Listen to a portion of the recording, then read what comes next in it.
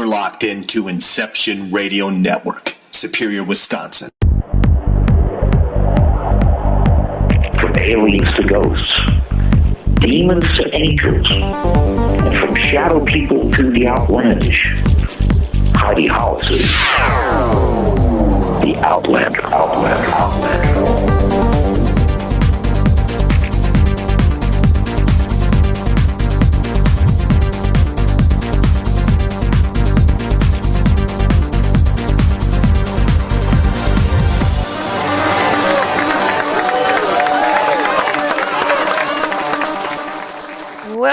Welcome everybody to my awesome Friday evening. You're listening to me, Heidi Hollis, the Outlander. So welcome to the show. Everybody get comfortable.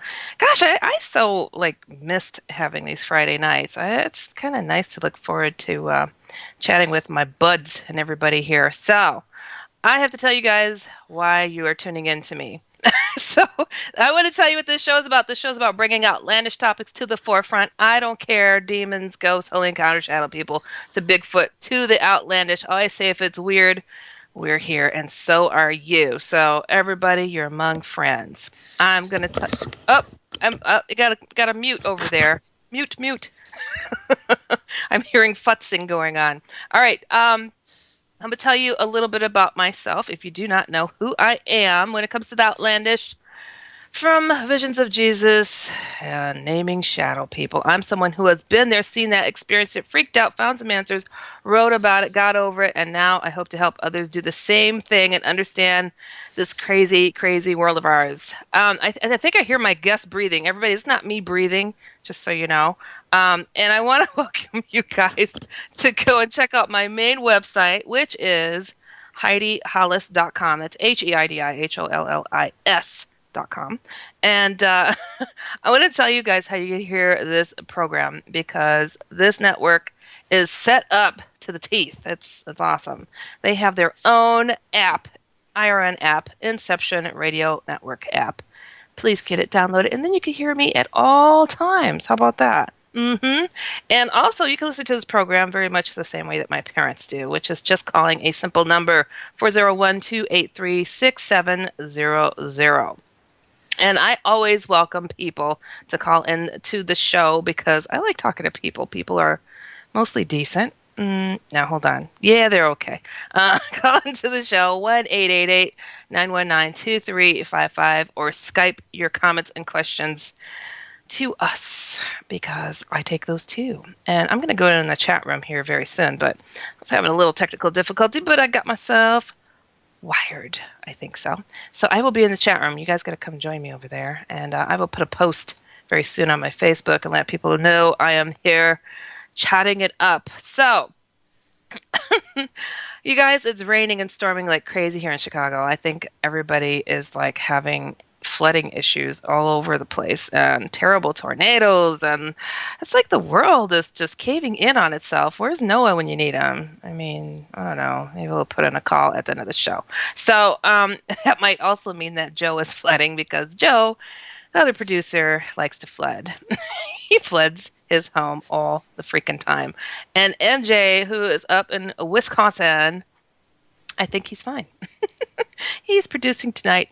We're having fun. Just chilling, hanging out. But I need a snack. I got some coffee. I got a drink of water. All right, I think I'm good. I want to tell you guys also, probably my most favorite part of the show is the first 30 minutes, is where I do the Outlandish Corner. That's my special effects. Woo! Okay, Outlandish Corner. What is that? That's where I dig into my emails. And, MJ saying it's all good up north and sunny, 70. Well, lucky you, because it's storming like crazy over here, MJ. But I like to dig into the emails for the peeps that listen to this show and are stuck into some horrible situations when it comes to dark things. I seem to get a lot of dark things sent my way, which is okay. It's all right. Queen of Darkness here. Not. But I also appreciate a good Jesus story. Angels, anybody? Just feel free, write me.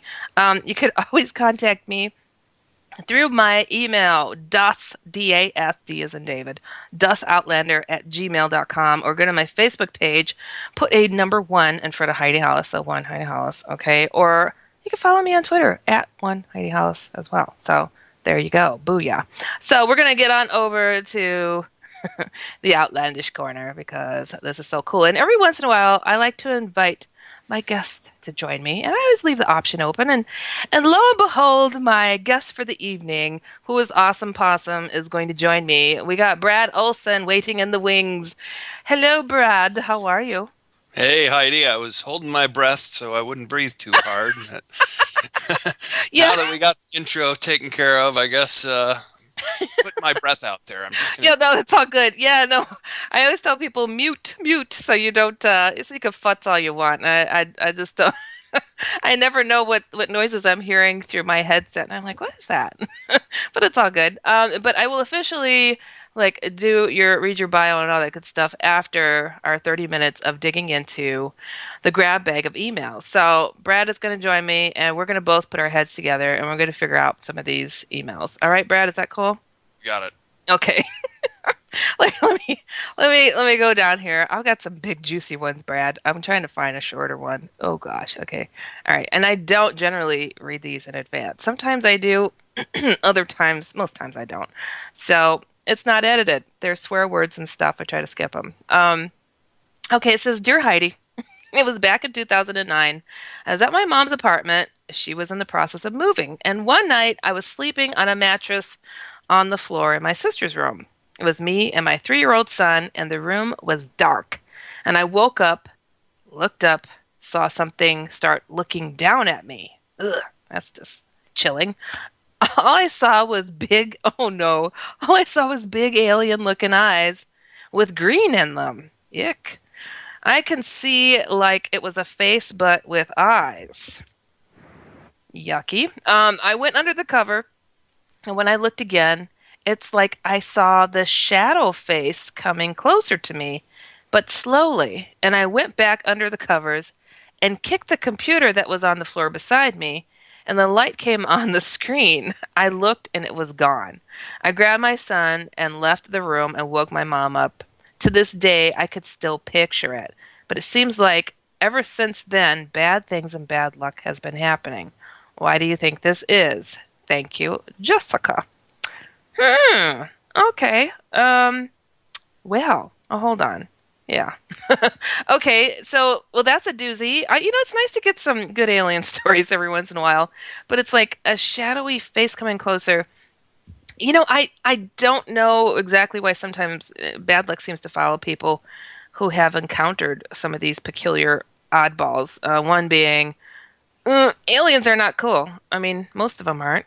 And if something scared you, I just think that people's gut instinct tells them a whole heck of a lot. Like, you see something, you feel something, and you just know it's not good. You don't get that fuzzy, warm feeling in your belly and makes you grab your 3-year-old and jet it out of the room.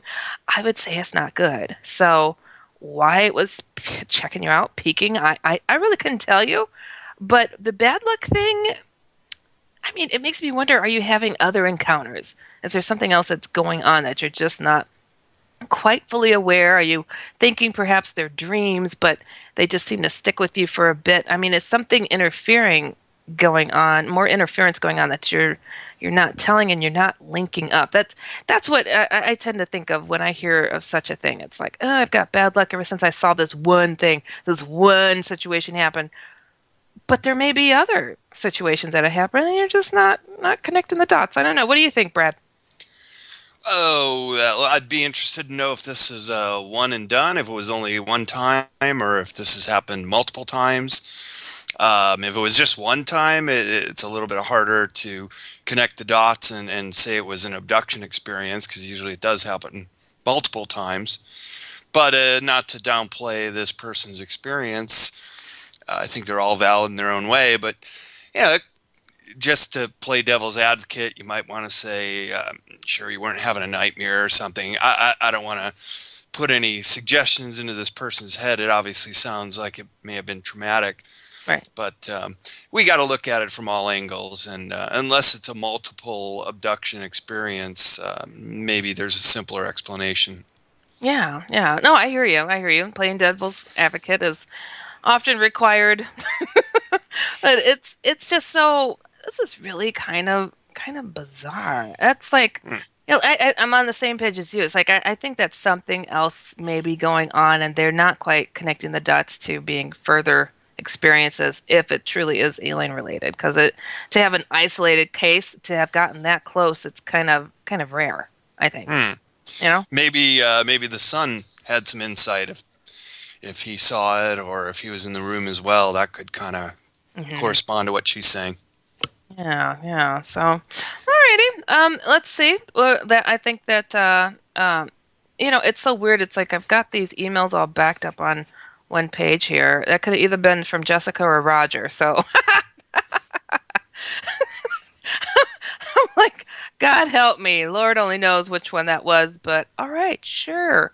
Um, oh Lord, I just copy paste them into a page and just roll with it. So, Roger, Jessica, I hope that was helpful. I don't know why the bad luck would continue unless there's something else that's been going on. That's mine and Brad's consensus here. All right, so we're gonna go to look, this one's from Roger. Never mind, that was Jessica. Um, it says good morning, Heidi. This is a big one, Brad. So grab some popcorn. Good morning, Heidi. My name is Roger, and I'm listening to you on a replay of another radio show I won't mention here right now. Um, and I decided to take the time to tell you my story. I'm the youngest of 7 children. We grew up in a house that was haunted. Oh, that sounds like my life. It was built in Western Maine in 1820 and was in our family 4 generations. As a child, I saw several different apparitions in the house and suffered bouts of sleepwalking, as did most of my brothers and sisters. The most terrifying account happened to me when I was about 16 years old and pertains to shadow people. I came home from school that day not feeling very well, so I ate an early dinner and decided to go to bed. It was just getting dusk outside as I went upstairs and lay down. As I lay there, my ears began ringing, and I tried to sit up and found that I couldn't. My body was frozen in place, and all I could move were my eyes.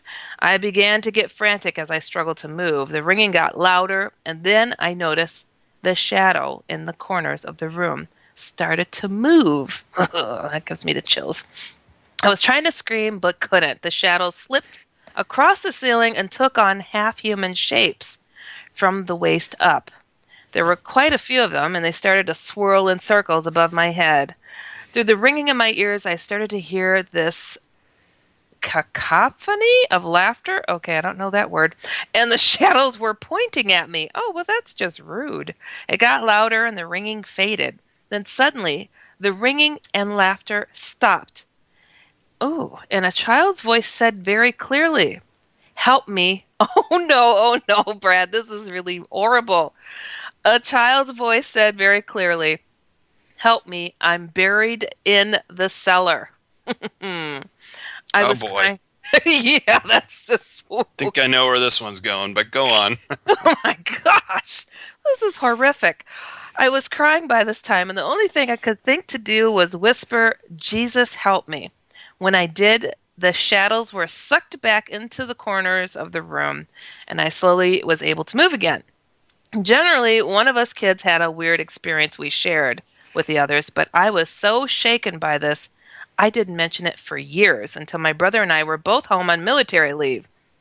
I told the whole story to him, and my parents then suggested, oh no, this is like a bad movie. Check the cellar. Yes, my parents then suggested we go dig up the cellar, where my dad had once told me my grandfather had dug a well.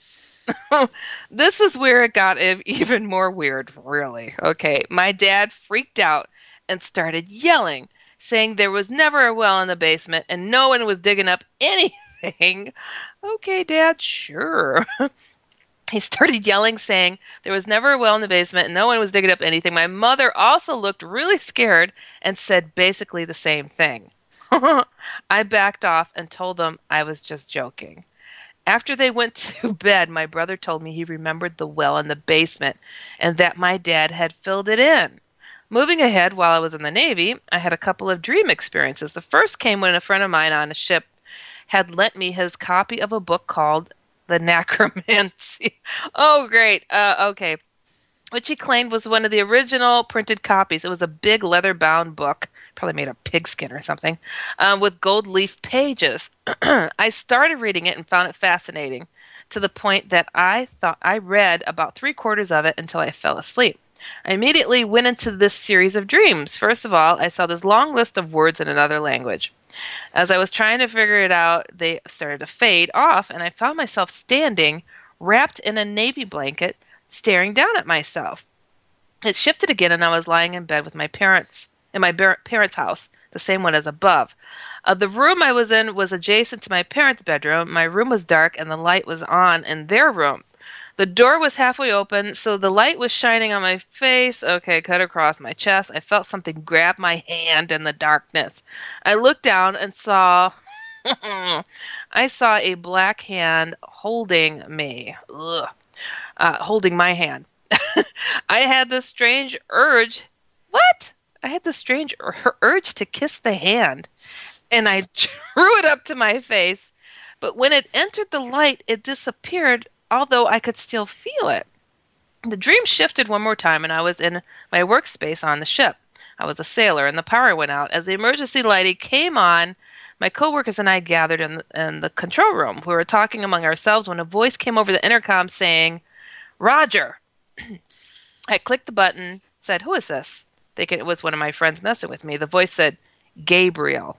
I said, "Yeah, right. Really, who is this?" He came back with, "It's Gabriel. It's time to fight the good fight." Hold on, I need a swig of water. All right. I'm still getting over a cold. I started to laugh as I looked around the room and noticed this one guy, named Wiley, was staring into the intercom, and he was absolutely pale and looked scared. I asked him what was wrong. He said, "There's no power to that box." I woke up in a panic, cold sweat. I sought out my friend and gave him the book back. I have many more stories that are different and weird, but this is probably enough for now. The only question I would have for you is, have you heard of this sort of lifelong experiences of being haunted, like being hereditary? I suspect my dad may have been haunted, and after he died, it came after me. Another long story for another time. And after I was able to drive it off, I suspect it's doing the same thing with my nephew, who, as a young man, is plagued with sleep paralysis and visitations he has had a hard time dealing with. At any rate, I hope you enjoyed the stories. I guess should share more with you if you'd like. I enjoyed your interview on the other show. I hope to hear more from you again. Sincerely, Roger. Well, Roger Dodger. Wow, how creepy is that? I mean, it's funny how when people get buried in a house, they do tend to tell on themselves, like, "Dude, I'm in the cellar. Could somebody dig me up, please?" And then dad acts all freaked out, like his long lost brother was thrown in there or something. And good Lord, that's quite a story. So I really wouldn't be surprised if there was something in the basement. But what is really strange to me is about the shadowy forms that took control at first, that formed into these well, I call them head and shoulder shadows. Go to my website, HeidiHollis.com. You'll see what I'm talking about. Because those guys are liars. Shadow people are liars, and they can make up so much stuff, and they can make themselves appear as other things and sound as other things, though shadow people generally aren't very chatty. But I always have linked from day one shadow people to alien beings. And what's interesting is this story started off with the ringing in the ears. That is very much like the alien encounters that you will hear. A lot of people hear ringing in the ears, and lo and behold, something shows up, and whoop, here we go, ring in the ears, and shadowy people show up, and then they're like, what's best for this situation? I think we'll have laughter of a, and then we'll have a child's voice scream, "I'm buried in the cellar." There could be something buried in the cellar, but these shadow things may also be trying to have you dig up, I don't know, the pits of hell. I don't know. They like that kind of thing. But interesting about the book that charged you with these odd dream experiences, which is not shocking when you mess with that kind of stuff. Deep, dark, freaky, odd things. But then you had this Gabriel come to you through the intercom, which is bizarre. But, having waking dreams, people that have had odd experiences, it's not surprising to me that people have that in general. So was it because of this book? I don't know. But you may just be somebody that, like you said, there's something that's in the family that has you all be linked to odd things. So, and it's running in the family with your nephew. So that does happen. I don't know, call it a curse or a gift or family DNA being passed on, but yes, indeed, it could be. It could be. So, Brad, what's your take on that one? It sounds like Dad has some deep, dark secrets. And I never hear of wells being created in basements. It's always in the backyard or in another place. And so if Roger has the ability to go back to the house in the basement, since his brother also remembers the father saying that, I'd put this to rest and go down there and do a little excavating and see what's in there. And never know, there might be a call to the police by some grisly discovery. But you never know. There might be nothing there at all, and that could put it to rest too. Yeah, it's I swear I saw like an episode of A Haunting, that TV series. I love that one. Of there being a well in the basement. I guess that provided easier access, but it's also a good way to toss a body and get rid of it. I don't know. That's Well, I grew up in Chicago as well, and I was there during the time of John Wayne Gacy and all the corpses in his basement. So, yeah, it's pretty Yikes. weird and strange. My dad actually owned a pharmacy in Park Ridge and remembers the guy. He used to come in and cash his checks. What? Yep. John Wayne Gacy. And then in a roundabout way, I had a friend in my neighborhood who knew a kid that went missing, like a runaway, and then he was one of the victims of Gacy. Oh, gosh. Well, you want to hear my odd family connection to something really peculiar? Sure do. I'm from Milwaukee, Wisconsin. Jeffrey Dahmer. There we go. He approached one of my brothers. He might have been, I don't know, gonna eat him. I have no idea. But my brother's like, what is, get away from me, dude. What's going on with you? And it gets even stranger because my brother-in-law's brother is the one that murdered him. Oh, yeah, he did. He took him out. And it's sad because there's a lot that hasn't been shared on the topic of him and what he actually did to Dahmer. And I'm like, I've told my sister I won't discuss it, but it's a lot sicker than people realize. Let's just put it that way. But yeah, that's Chris Scarver that killed him. So yeah, there's some creepy things in a connection. So you got the creepy connection over here in Chicago. That's pretty wild. My goodness. It's I don't know. I think that's pretty morbid. I mean, I was happy to hear that when it came to Dahmer, they ripped down the whole apartment building where he lived. I was like, that was overdue, I believe anyways. But let me see if I got a small little email here. Oh my gosh, they're all huge. They're all huge. Okay, all right, I'm gonna try this one really quick. Dear Heidi, my name is Tipton. I was listening to another radio show, and you asked for a story that concerns what people are going through these days. I did? Okay. I have only told this to my family at home and haven't shared this with anyone. I haven't shared this with anyone that I haven't known. Not that it bothers me to, it's just I haven't found anyone who could get it. Even some of the other guests that were on that radio show that asked for stories. Nevertheless, if you're interested, I will tell you. But first, let me say the very thing that everybody I meet says to me. They say, man, you're like no one I've ever met. Yeah, it trips me out sometimes, and my family still doesn't know what to think about me. Oh, goodness, hold on. This is huge. Okay, we're not going to have time to read this. This goes on and on. Holy cannoli. Hold on, let me see. I like when people send me big emails. It just sometimes don't fit, but in the time that I have allowed. But that's okay.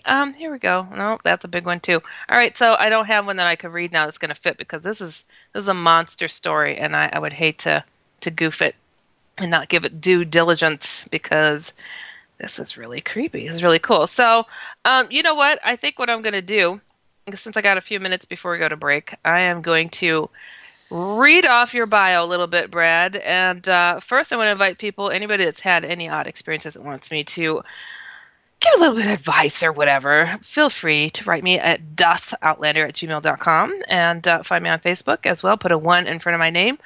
and send it on over because I will do my best to, I don't know, give a nod, a little laugh, a joke even, but honest advice. How about that? So people are like scratching their heads going, who the heck is this Brad Heidi's got on here? So I'm going to read this lovely bio that I've got here of Brad's passion. It's how your bio starts off, just so you know. Oh boy. Brad Olsen's passion. No, this is very cool. I mean, my goodness. Okay, so you have books that have reached a wide audience across the country and have won numerous awards for your writing, which is cool. You've been reviewed in top publications, continues to lecture nationwide on various subjects. He has appeared on dozens of television and nationally syndicated radio shows over the course of 2 decades. Woo!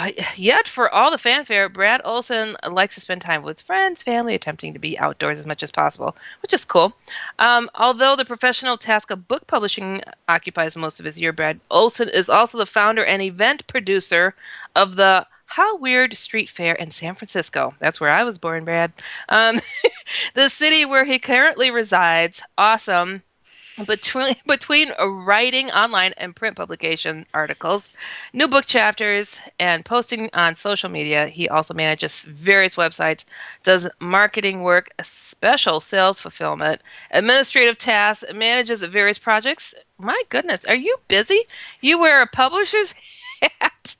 Goodness, he makes a stated goal of only releasing the kinds of books he would value owning himself, which incorporates thought-provoking and critical content with a wide appeal to readers. His book publishing business, CCC Publishing, is distributed by independent publishers. Wow, round of applause, everybody. Brad Olsen, who is going to actually be really dishing after the break. Wow, I'm just speechless. So you guys, we'll be right back. You're listening to me, Heidi Hollis, the Outlander on Inception Radio Network, and we'll be right back.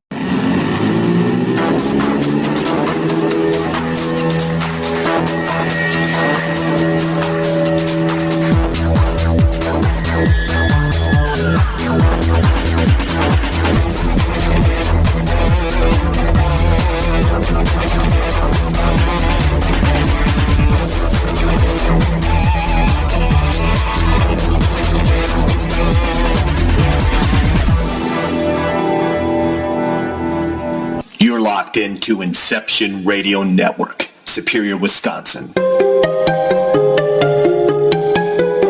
Hi, this is Heidi Hollis, and I wanted to share with you guys a little bit about myself and my writings because I am a published author. I write on everything from angels to aliens, ghosts, demons, shadow people, I don't know, you name it, I do it. And I would like to invite you to go check out my main website, which is HeidiHollis.com, which shows, oh my goodness, all my books, and I think you guys will dig it. Jesus is No Joke, which is about holy encounters with Jesus, which is actually quite different than what you might expect. And then my book, The Secret War, which is based on shadow people. And I am also a cartoonist, diary blog of the Fickle Fighters. These are kids' cartoons that I do, and they are exploring absolutely everything that I write about in my regular books. So I invite you, please go check out my website, HeidiHollis.com. Check out my books. I think you'll dig it. It's something different. It's something new. And I write just as I speak. So don't say I didn't warn you.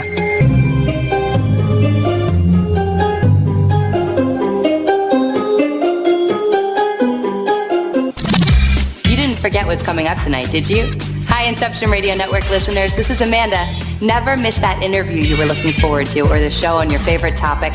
Follow IRN on Twitter, I_R_N, and get reminders about the evening's live shows as well as fun and important updates throughout the week. That's I_R_N, and never miss a great show again. Hello, Inception Radio Network listeners. This is Amanda. Remember, you can take your Inception Radio shows on the go. Just download the Inception Radio Network app for your iPhone, iPad, or Android smartphones and access live shows, past shows, guest lineups, and much more. Just visit the iTunes Store or the Google Play Marketplace and download it today for free. Are you a fan of Inception Radio Network? Do you reckon it's the best alternative talk radio station on the planet? Well, if you do, head to facebook.com/Inception Radio Network and like the page. Tell your friends, spread the word, and keep listening to the best. Hello, everyone. Lorian Fenton here, host of the California MUFON radio show, asking if you'd like special access to exclusive and amazing information about UFOs, the paranormal, and all things unexplained. If you're nodding yes, then join IRN's Insider Club. As an Insider Club member, you'll get an all-access pass to premier Inception Radio Network content for only $4.99 a month. This includes live UFO and paranormal conferences, live streaming UFO skywatches, exclusive IRN radio and TV productions, and of course, paying radio with MJ and Ken Storch. So don't wait any longer. Visit InceptionRadioNetwork.com and click on Member Login to join IRN's Insider Club and get your VIP access today.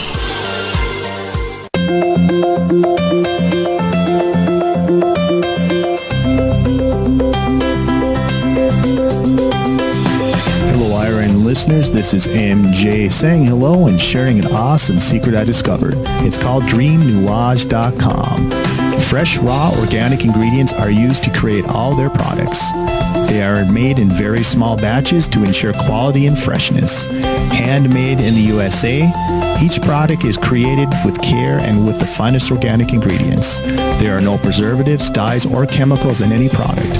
Stop by Dream Nuage and relax. That's DreamNuage.com. Simple, raw, organic.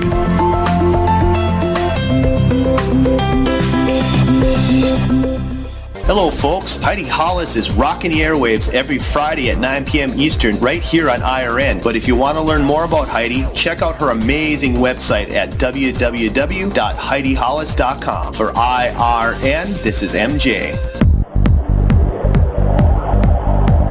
From aliens to ghosts, demons to angels, and from shadow people to the outlandish, Heidi Hollis is the Outlander.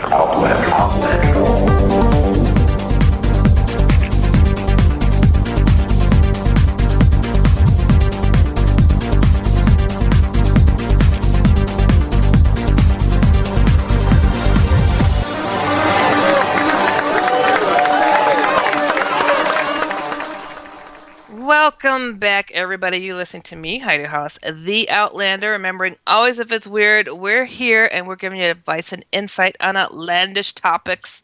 Phone lines are always open because we're not afraid of you over here, okay? So, 1-888-919-2355.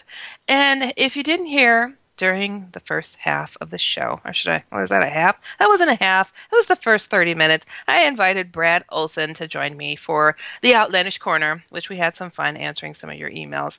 And I also got to introduce him, so I'm going to let him tell a little bit more about himself because, lo and behold, I mean, we have a lot in common. Even that he's from Chicago. I'm living here now. I'm not from here, but love freaking Chicago. So, Brad Olsen, everybody's just like dying to know more about you. So do share.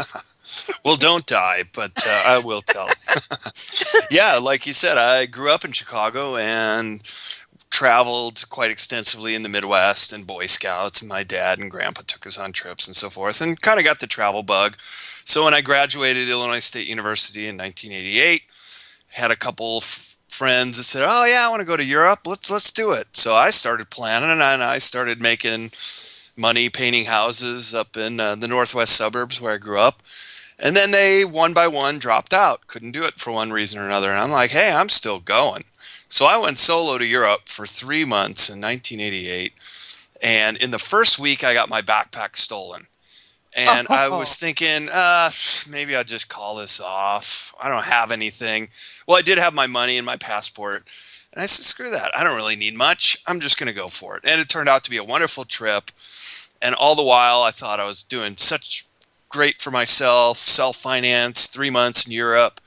And then I'd meet these Australians and Kiwis, and they'd be like, 3 months? We've been on the road for 3 years, mate. Yeah. And I says, how'd you do that? oh, we work abroad and we just keep going in one direction and eventually it takes us back to Australia.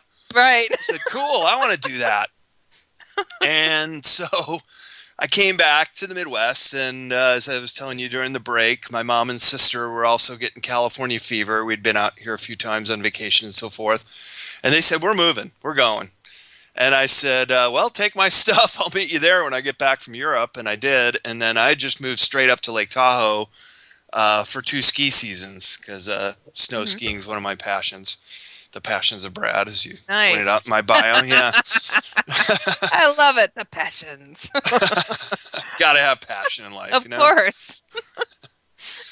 So California welcomed me with open arms, I guess you could say, and lived here in a few places after Lake Tahoe, including Santa Cruz, and then out to Hawaii with my first California girlfriend. And we broke up after about 1.5 years, and then I kept remembering what those Australians and Kiwis said. We've been on the road for 3 years, mate. Right. And so I got the idea, I got tipped off that I could go to Japan and teach English, and I did. And I had this idea for my first book. If I get hired and I can make this happen, I'm going to write a book about it. And the week I got hired, I started a journal about how other people could also manage to create their own trip around the world and work their way around. And so that first book is called World Stompers, a Global Travel Manifesto, and it's still in print, and I still get emails from people who read it and thank me for getting them out there on the road. And so that got me started. But of course, that was after I did my 3-year trip around the world after teaching English in Japan. And it had to be 3 years, right? Well, we got to live up to that milestone, right? If they could do it, I could do it. Right. I love it. And of course, that experience was just so incredibly eye-opening. And as I was traveling, I met a bunch of Americans in Goa, India, towards the end of the trip. And we got along so great. Said, hey, we got to meet up again someday when we get back. And none of us had ever been to San Francisco to live. And as it were, 1 year later, we all found ourselves here wanting to get a place to live and throw these Goa trance parties. And this is kind of the segue into how the How Weird Street Fair started. Well, we got this warehouse on Howard Street, and it's like a play on words, Howard, how weird. And we called it the Consortium of Collective Consciousness, and that's where I started my book publishing business 20 years ago. Nice. 1995. Wow, time flies. Dang. And so we were throwing these great parties, and we were never in it for the money, but it was just really fun to host people and come over and experience this kind of electronic dance music. But the parties got really famous and popular, and I don't know where you were, but I was looking through your book, The World Stompers one, and I have to ask you something really quick because I pop it open, and right after your foreword, you say a note from mom, and there's a drawing of aliens. I mean, what is that about? What is that? Well, my mom's been very supportive of my work, and the drawing was sort of the friends I was with at the time. It's kind of the zeitgeist of the ages, Heidi. I can't really explain it much better than that. It just is what it is. Gotcha. Oh, you know what? Our friend Mark is in the chat room, and he's asked if you've run your fingers through Giorgio's hair. And for those that don't know, he's been on Ancient Aliens. That little show. That's kind of, no, I'm kidding. It's an awesome show. So I guess it's a serious question. Yes, he's saying it's very serious. So he wants to know, have you done this? No, I know Giorgio, and he was telling me about the show with our good mutual friend David Hatcher Childress about a year before it started, and I was actually scouting locations for them to maybe shoot up here in San Francisco, and had a good spot for them, but it wasn't quite ready in time. And then, where they shoot now is a great location. I've been there. I guess I'm not supposed to tell you where they do it at. Darn. But it's down in L.A. Oh, cool. At a big, beautiful house. And no, Mark, I have not run my hands through Giorgio's hair. I don't think he'd want me to do that. You've But got he's great a hair cool too. guy. Really is. Yeah. You've got great hair. I'm looking at you. You look so Californian. I mean, it's just a bit ridiculous. I don't see an Illinois kid in you at all. Nope. And, and you know what? I have to say this because I mean, you were telling about, your world traveling and all this stuff and parties and stuff.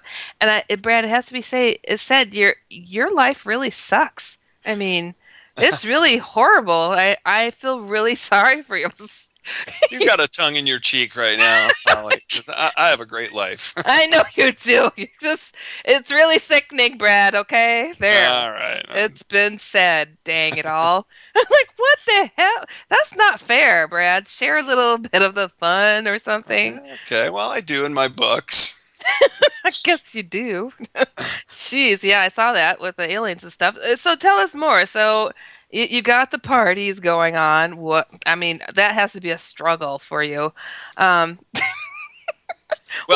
what else? I love hosting parties, and my mom was very liberal, and she allowed our neighborhood friends to come over, and we'd have keg parties once in a while or drink beer in high school. And then in college, I had a famous party house called the Box, Beta Omega Chi. We're like the anti-frat, and had huge parties there. One time we had a band playing, and we put up chicken wire like Blues Brothers, so if people would throw bottles at them, it wouldn't hit the band.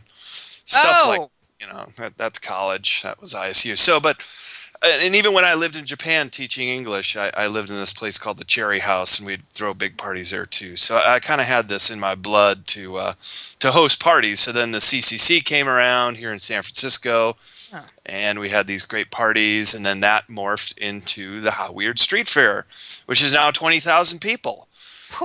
So I guess I got it in my DNA that I'm meant to put a smile on the face of people once a year. That's all I do. Just one event a year. What a nice thing to do. I think that's just fantastic. I mean, anything that brings and uplifts people's spirits, I think that's just awesome. And the writing bug, once you have it, you just feel like there's other ways that you could express yourself and hopefully share bits of information that'll help others too. So I don't think you'll ever stop writing either. So what are some of your other projects that you've put out? Well, just to backtrack shortly, I was watching a show on PBS with the Dalai Lama, and this is just a few years ago, and the host said to the Dalai Lama, well, what is it that ordinary people can do to bring about peace?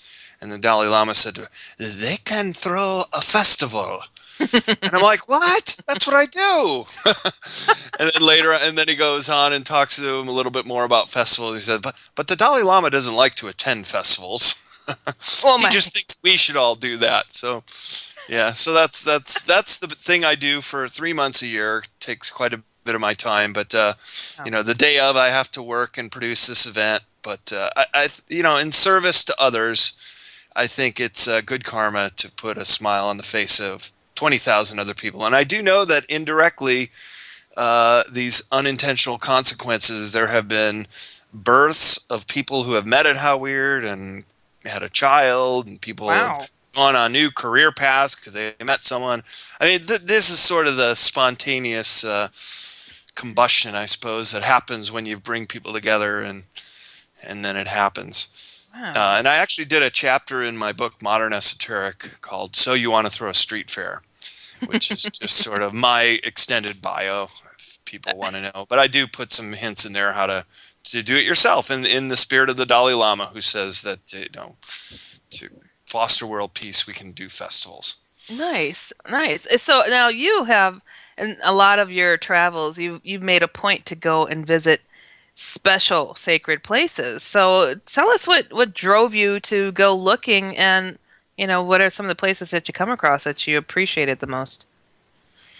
Yeah, so when I was doing that 3-year trip around the world, and even when I was in Europe for 3 months and subsequent trips after both of them, I just found myself attracted to these places. And it shouldn't come as any surprise, because when you go to many locations, that's the main thing you want to go and see. For example, if you go to Agra, India, you're going to see the Taj Mahal. Right. That's what you're there for. Oh, yeah. And the Red Fort. So you're drawn to these places and you go to them, and many times, at least for me, I had these epiphany moments. Of course, they're beautiful monuments of humanity and amazing in their own right, but I think there's just a little bit more to them. And when I started getting into this series of books based on sacred places, I found that many of these locations have great histories behind them and had been pagan temples and smaller churches before they became cathedrals. So they have this long line lineage of history at this one location. So it suggested to me that there is this power of place. That there is this reason why somebody decided right here is where we're going to build our little pagan chapel, right? It could be a well, a sacred well. It could be just the contour of the land. Right. What is unseen, though, is that maybe there are ley lines that also intersect at that location, too, and it's sort of the subconscious yearning for worship at these sites. So that really intrigued me. And to answer your question as far as what are the best sites, well, I often find the oldest sites, especially in Europe, these Neolithic sites are just so utterly fascinating, and they really still have a story to tell. For example, at Stonehenge, you can go there on the solstices and see the lining up of the sun over this heel stone out in the meadow. Right. And you can go to Neolithic chambers on other significant days of the year where the light shines right into the chamber at Newgrange in Ireland and highlights this triple spiral motif. So when you think about all the effort that went into building some of these places, and we're talking megalithic design with multi-ton capstones and other megalithic features that in and of itself boggles the mind. But then when you realize that they were built with the specific intent of highlighting the movement of the earth and the sunbeams coming through on certain days, especially the solstices and equinoxes, these places just really bring Stone Age, Neolithic, New Stone Age people into a new light, that they far more sophisticated than maybe we've given them credit for, now just catching up to realize how sophisticated they were. Oh, I think so. I think a lot of people are starting to realize that maybe we should start looking back to our roots and how our forefathers did things, and without destroying the planet. It's a thought, anyways. But in working with the Earth's natural energies, I mean, it's there, and people can feel it. People can feel the hair stand on their arms when they go into a spooky room. So it's like, there's also other things out there that can be felt, that if people just gave it a chance, or even came in tune with themselves and what's out there. So, that's very fascinating. So, I mean, so you kind of felt the urge to pull these experiences into some of your writings, and it's something that has become a major passion of yours then, correct? Well, that's right. And then when I started my publishing career in 1995, I got into travel publishing. And as you know, before all the wars, 9/11, and before that, I considered the late 90s to be the golden age of traveling planet Earth, especially for Americans, who was my audience, because you could virtually go anywhere and people liked us and accepted us, which is still the case in most places. I don't want to discourage anyone from traveling, but of course, now the Middle East is pretty much out of bounds, and other places where there's a lot of trouble going on. You'd want to avoid those places. But traveling for me was one of the most incredible experiences of my life, and I felt like I had to share that, and I did to a degree. But then the internet came around, Y2K, and then I was there for the first .com bubble, and that's when we lost the CCC warehouse. But what do you mean? Well, they wanted to triple the rent, and they did, and we were actually in a commercial space, so they were able to get us out of there. But the legacy lives on in the How Weird Street Fair, so it's not to say that all is lost. In fact, all has just gotten much, much bigger. Yeah, but after the internet started making headway into most of our lives, there was also the repercussion of the internet basically making travel publishing much more challenging, because you could pretty much search out anything you wanted for free on the internet. So why would you want to pay for a travel guide? Right. If you could get it for free. So about 5-6 years ago, I was doing a bit of soul searching. You're listening to me, Heidi Hollis, the Outlander, here on Inception Radio Network, and we'll be right back.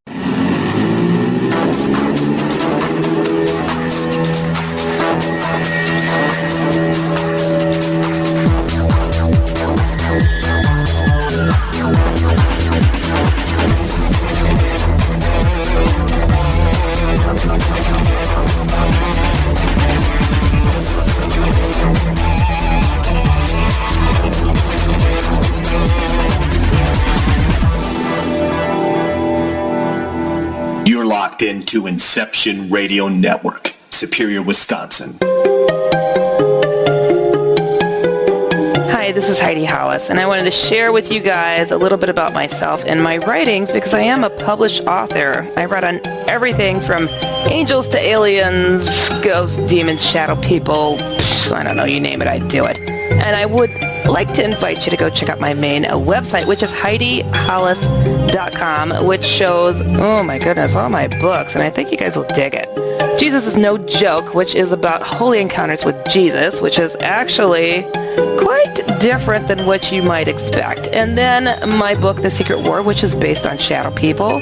And I am also a cartoonist, diary blog of the Fickle Fighters. These are kids' cartoons that I do, and they are exploring absolutely everything that I write about in my regular books. So I invite you, please go check out my website, HeidiHollis.com. Check out my books. I think you'll dig it. It's something different. It's something new. And I write just as I speak. So don't say I didn't warn you.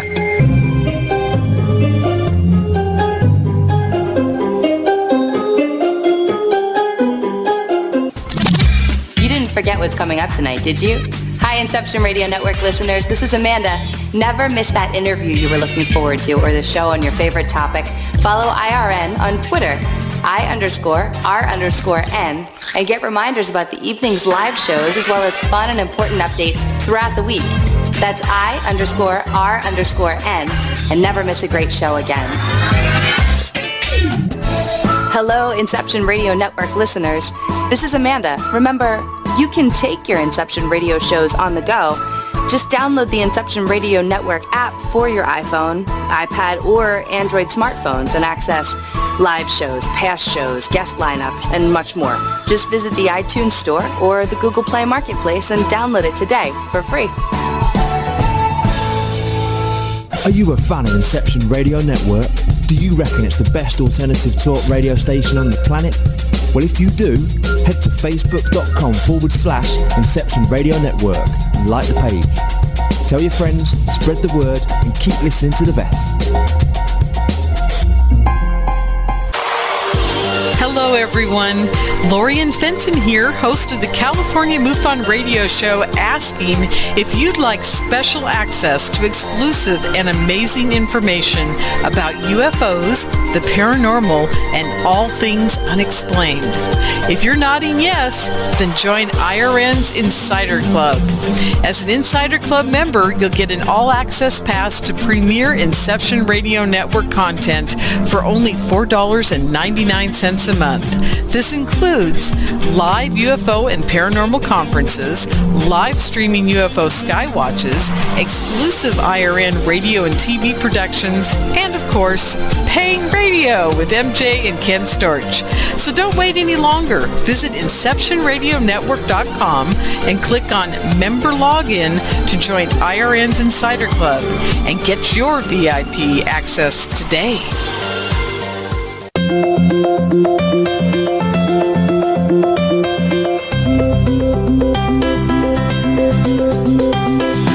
Hello, IRN listeners. This is MJ saying hello and sharing an awesome secret I discovered.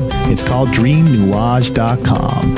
Fresh, raw, organic ingredients are used to create all their products. They are made in very small batches to ensure quality and freshness.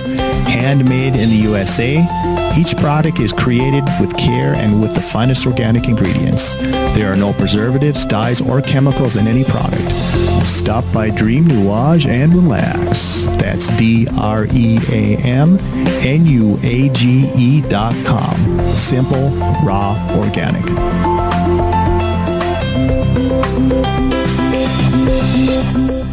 Hello, folks. Heidi Hollis is rocking the airwaves every Friday at 9 p.m. Eastern right here on IRN. But if you want to learn more about Heidi, check out her amazing website at www.HeidiHollis.com. For IRN, this is MJ.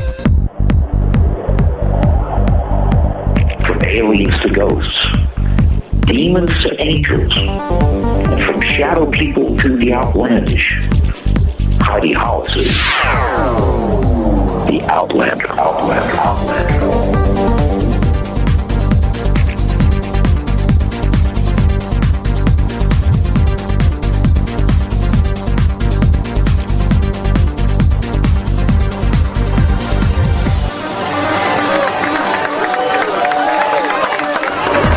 Welcome back, everybody, to my awesome Friday evening. You're listening to me, Heidi Hollis, the Outlander. Remembering, always if it's weird, we're here. We are talking to you. You are among friends. We're giving you advice and insight on outlandish topics. Phone lines are always open, 1-888-919-2355. But I do realize that most of you listen to us through the app. So it's after the show. But that's okay. That's okay, because we're having a lot of fun on our own. We don't need those calls. It's all good. It's all good, but we do get some sometimes. But, I wanted to tell you guys real quick, I have a GoFundMe page up that I would love for you to go check out. So GoFundMe.com/theotherfword. Check it out. It's a project I'm trying to get flying sooner than later. And we have, again, here on the show with us, Brad Olsen. We are talking about esoteric things. And his partying days and his partying ways, and how he likes to share his knowledge of all of the above. So, Brad, you've been so I don't even know how to say it. You've been on so many freaking shows. There, I said it. You've been on a lot of different shows, Ancient Aliens, and you were telling me during the break that you also were on America on Earth with Scott Walter. What is that show about, and what were you doing on that show? Well, that's a great show, and one that I would have loved to have been a host myself in support of the sacred places, but Scott beat me to it, and he's got a good thing going, and I support him 100%. They contacted me about a year ago and said, we read some of your stuff online about the Wabanzi Stone, and this is right there in Chicago. This is something that you'd find very interesting because it's the oldest artifact that was found right along the banks of the Chicago River. Father Marquette and Louis Joliet saw it, and the Indians knew about it, and nobody really knew what it was. And it's this big, huge boulder, a glacial erratic that came all the way down from Canada. And it's got this big, fat face carved on it. And it's so prominent and so amazing that I put it on the cover of Sacred Places North America. And so they found out about me, and they said, well, we want to have you on the show. And I was in Chicago last summer, as I normally do travel out there. And they met me in Lyons, Illinois, at the Chicago Portage National Monument. And right there was one of the most important places in North America. And the reason why Chicago is where it is, do you know why? Why? Well, because of the Chicago Portage. And the Chicago Portage was a way to go from the south branch of the Chicago River across Mud Lake, which is where this park is, and enter the Des Plaines River flowage, which takes you down to the Illinois River, which then takes you to the Mississippi and out to the Gulf of Mexico. Well, it was presumed that the Wabanzi Stone was created a long, long time ago in prehistory. And Scott Walter agreed with this thesis as well, that it was carved by the Phoenicians, who were coming up to Lake Superior with an empty ship and filling it with copper and then taking it fully laden down through the river systems, where it would be far easier than going over Niagara Falls to go out that way. And so we met there and we talked about how this would have been a strategic portage point, and how the Wabanzi stone could have been used as an altar for child sacrifice. And the Phoenicians called it a tophet. Kind of bookends what we were talking about at the beginning of the show with your listener write-ins. So that was a great show, and people can look it up and see me on America Unearthed. They named the episode The Bloodstone, so you might want to do that for a search. But I do believe there are episodes that are now available to watch. Cool. So that was cool. Yeah. Yeah, I looked up the Wabanese stone, and it kind of looks like Buddha without the belly. Well, what's so strange about it is that there's a big cavity on the top of it, which is a perfect size for an infant, and then it drains out the man's mouth. And then you see he has a goatee and another catch basin where the blood would have flowed through, and Indians didn't have facial hair, so what's this guy doing with a goatee? And they practiced the grisly infant sacrifice before major voyages, such as going into the narrow waterways and being far more susceptible to attack than they were on the open, wide open lake. So this is what we think it was for. Of course, Wabanzi was the name of a chief, and so the best anybody could come up with was that some unnamed foot soldier in Fort Dearborn had so much time on his hands, he carved this face of Chief Wabanzi, who then became an enemy and I think may have been even killed by the U.S. troops. So that story really doesn't make much sense. Wow, that is really crazy. It's like, what did this man eat babies? That's disgusting. I mean, I remember, this is terrible. I'm thinking of Austin Powers and how, the character Fat Bastard ate babies. But anyways, I love that movie. It was hilarious. But that's crazy. But I've got a question here in the chat room. They're asking if you've actually seen that stone itself. Well, I have indeed, and I shot the photo on the cover of Sacred Places North America when it was still on display in the Chicago Historical Society, which is now the Chicago History Museum, and they took it out. But what? Scott Walter, when he was filming the show, went to an undisclosed location. They don't even want to tell you where it is, where they have a whole bunch of artifacts that they don't have on display anymore, including the Wabanzi stone. So now it is not available to be seen. But I did get a chance to see it and examine it when I was working on Sacred Places North America about 10 years ago. Oh, how freaking cool. It's sad how these things happen. I don't know why things get hidden away from public view. And in fact, this kind of leads into a great question that's posted in the chat room as well. It says, if you've noticed any similar rewrites of history between European and Asian cultures. Oh boy, they're going on practically a daily basis. Oh, really? I mean, where to begin? Sure. I mean, I did a DVD that people can get off a CCC publishing website or on Amazon called The Prehistoric Stone Chambers of New England, which I explored while I was doing Sacred Places North America, and have been back there many times. Whenever I'm out east, I go find a new one that I haven't been to before. And this last time, a couple years ago, I got a whole bunch, and we put them on this DVD. And that's a major rewrite of history, because what these stone chambers show are these perfect beehive stone chambers, which are only really built in Europe. And again, they were of antiquity, not quite as old as the Neolithic sites, more of a medieval building period. But it's presumed that the Culdee monks of Ireland were escaping Vikings and other terror in Europe at the time and came across the Atlantic on what they called the stepping stones. And it makes perfect sense, because you barely have to sail more than a day before you can see land. If you go from Scotland to the Hebrides, to the Orkney Islands, to the Faroe Islands, to Iceland, to Greenland, to Labrador, to Nova Scotia, to New England. And this is exactly how the Vikings came over as well. And built Leif's Longhouse in what I believe was Massachusetts in New England, where he said we found grapes growing wild and we picked them. And he had a slave on his ship where they were able to, the slave Riker was his name, knew how to make wine.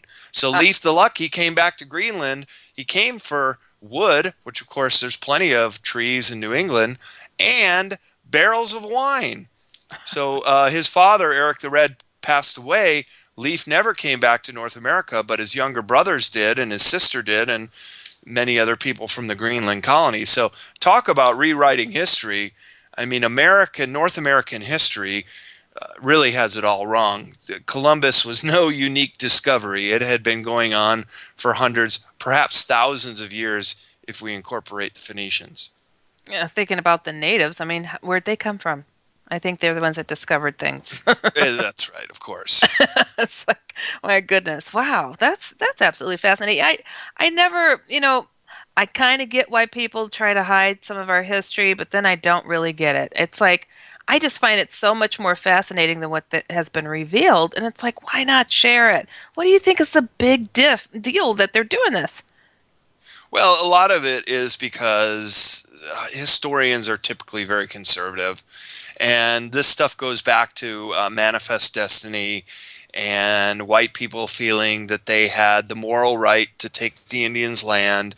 A lot of things that we would dismiss nowadays as, quite frankly, racist reasons for conquering North America. Because, like you said, of course, the Indians were here much, much earlier.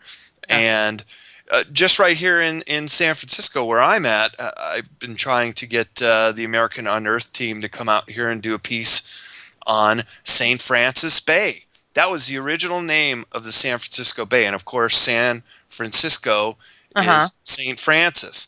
Right. Well, Sir Francis Drake is who came here first. And you see, now if we establish a British sailor coming in and laying claim to the West Coast, well, you got a big problem with territory. Just in the same way, if the Scandinavians laid claim to New England, you got a big problem there. So it was much easier just to say, hey, Columbus made this unique discovery and all the explorers came after that, and that's the way history goes, and just ignore all the other evidence to the contrary. But to me, I think that's wrong, and we need to tell the story as it is. My goodness. Maybe we'll just simplify and say they got writer's cramp. Their hand was locking up on them. They didn't feel like writing anywhere down. I don't know. It's like, that's just so ridiculous. But I get it. I get it. Okay, so now getting into some of the weirder aspects of your work, and one of my favorite topics, aliens and the things that they have been involved in as far as sacred places are concerned. What is it that you feel are probably some of the more, I don't know, in your face, an alien did this type of thing? Good question. Well, I when I was telling the story about how travel writing kind of went the wayside with the advent of the internet, and I was looking at getting into some new subject matter, what was really near and dear to my heart were all the real unexplained mysteries in the world. And this was the birth of the esoteric series.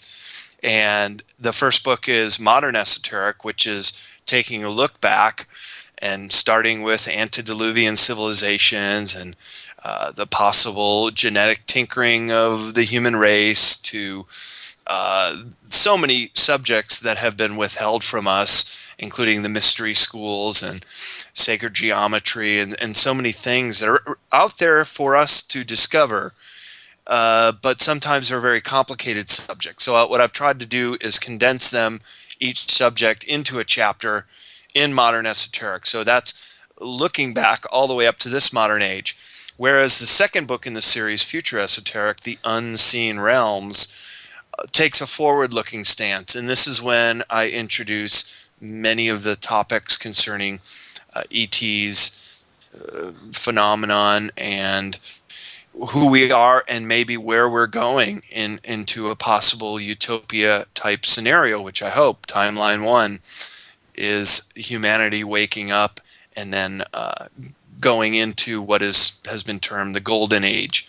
And in future esoteric, I do get into quite a bit of all the UFO subjects, and this is what's gotten me on Coast to Coast and Ancient Aliens and so many other programs. So I talk about everything from underground bases to cattle mutilations, alien abductions, backward engineering, the Fourth Reich and the introduction of fascism through Project Paperclip, and basically how we got into the pickle that we find ourselves today, which is this creeping fascism into this great country of ours and the whittling away of the constitutional rights and the Bill of Rights that we have, and how they find little clever ways to do workarounds.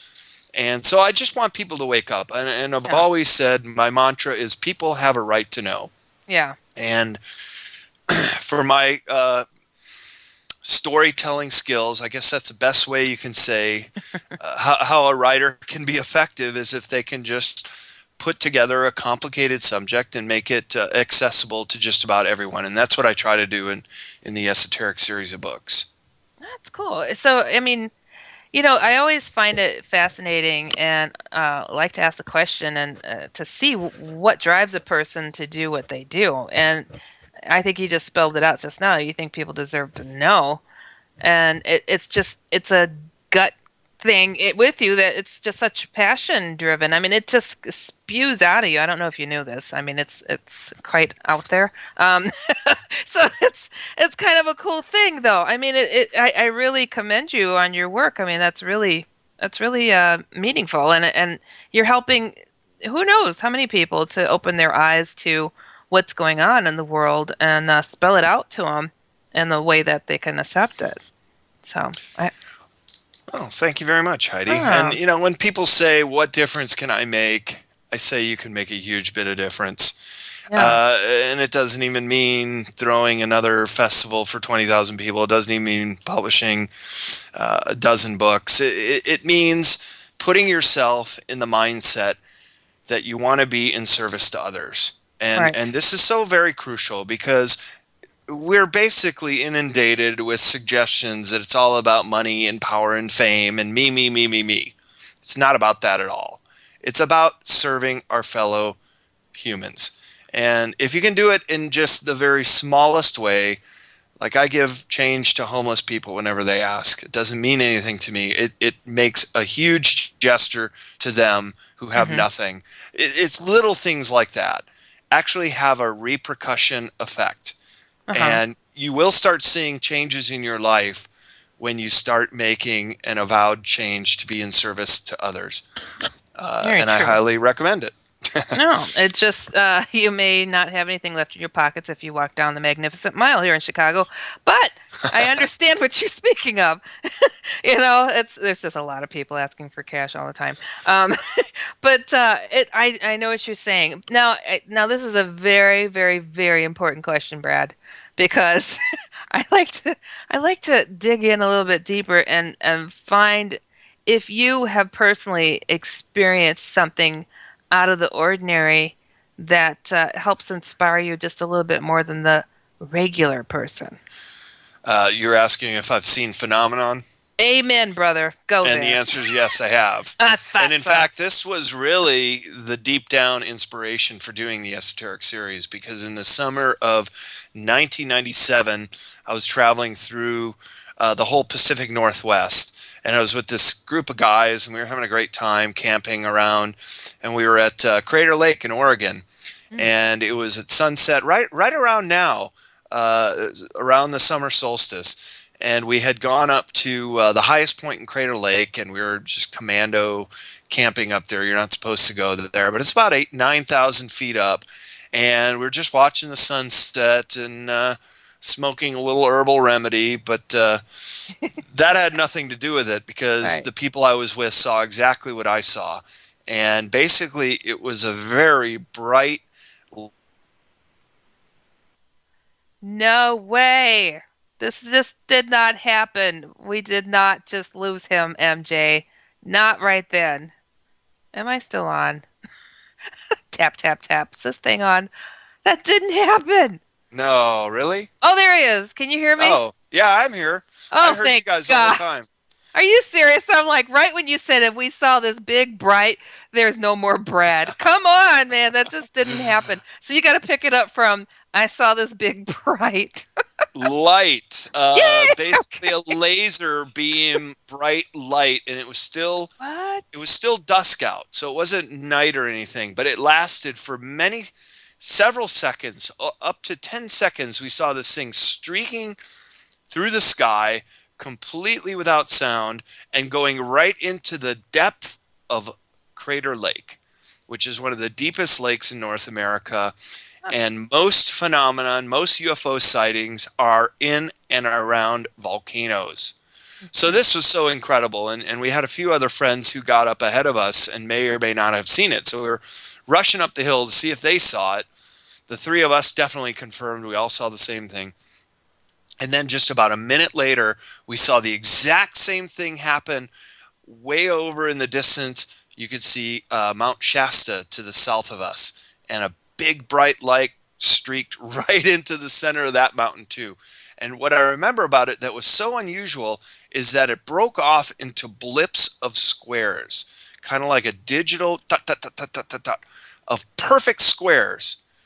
And I still to this day cannot explain that. But the fact that I could get no answers whatsoever as to what this was, except for official ridicule that this didn't happen, but I know it did. I have a photographic memory. I remember like it was yesterday that I started this quest to chronicle all the esoteric subjects. Well, and in fact, I'm working on book 3 right now, but it's still got about a year or two to go. Cool. I've just got to just clarify. You said you saw perfect squares. Did I miss that? You said drawn in the sky, or? Well, it was in line to where the light, this laser beam white light, was first streaking solid, and then it started breaking off into perfect square blips until you couldn't see anything anymore, but it was aiming towards right into the depths of the lake.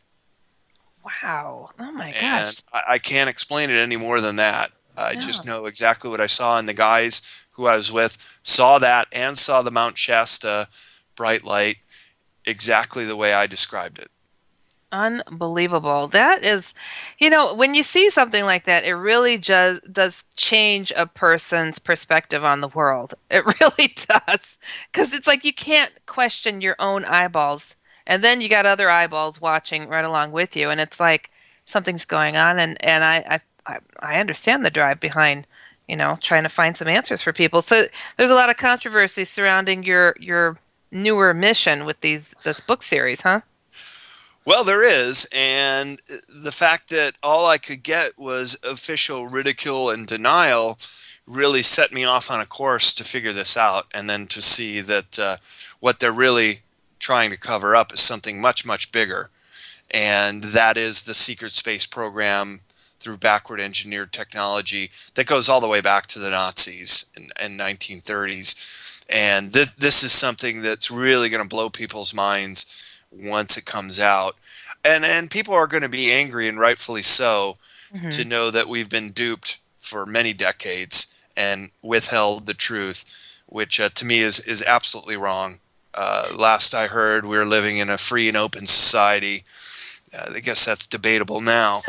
But again, people have a right to know this stuff. They really do. I'm somebody who, I don't think I'm anybody special. But I've had the government harass me, my family, and been taken to military bases even and questioned. Yeah. Oh. And, it's a crazy thing to experience and then be like, I know what I experienced. I know what happened.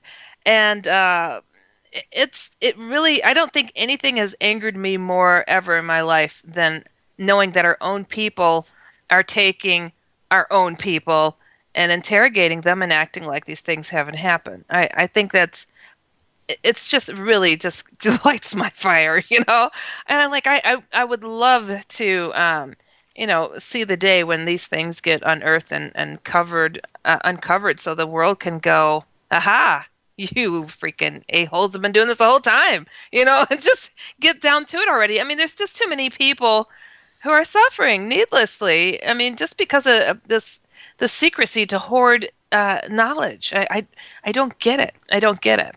It's greed, outright greed. So what's in the near future for you as far as any television appearances coming up, and the books? You said you've got part 3 and 2 and all that coming out too. So, well, I got in touch with this best-selling author from Italy named Leo Lion-Zagami, and through my business CCC Publishing, we signed a 5-book deal. We've already got out his first book, which is called The Last Pope, about Pope Francis, Money, Masons, and Occultism in the Decline of the Catholic Church. You can pick that book up on cccpublishing.com or Amazon or any bookstore. And we're coming out with his series of 3 books called Confessions of an Illuminati. And Volume 1 comes out at the end of the year. It's a great book. I just finished editing and reading the whole thing. And once again, this is going to help people understand that there is a control group out there. I call them the Cabal. Leo calls them the Illuminati. They're one and the same. They've been around for a long time. They like to keep us ignorant and under their wraps, but this whole thing is starting to unravel. Basically, it's getting harder and harder to keep secrets, and Leo, from his perspective, coming from an Illuminati family, like an aristocratic family in Italy, as well as his experience with the P2 Lodge and living not far away from the Vatican at all. And what's really interesting about this book, The Last Pope, is that he in Italy picks up all these news stories about the pedophile priests, about child prostitutes caught with bishops from the Vatican who cannot be prosecuted because Vatican City is its own city-state and immune from the laws of Italy. We don't get those stories here, but he gets them, he chronicles them, and he puts them in his book. So these are very important books, and I'd like to get Leo on your show someday to talk about them. Yeah, because this is really, really important stuff. Let's just hope that the Vatican Mafia doesn't take me out before we do it. Well, you've already had experiences being taken away. You know how to handle this, Heidi. Oh, of course, yes. Well, Brad Olsen, I really want to thank you so much for coming on. You were a blast to have, and I would definitely love to have you come back on, and any of your authors, too. I mean, come on, just get in touch. It's all good. Yeah, you know it. Anytime, Heidi. That was great talking to you, too. And have your listeners go to CCC Publishing or bradolsen.com if they want to learn more about me, or join the discussion on Facebook. And I have a YouTube channel on the Esoteric series as well. All right. Well, you guys, check out my GoFundMe page, gofundme.com/the other F word. And you've been listening to me, Heidi Hollis, the Outlander on Inception Radio Network.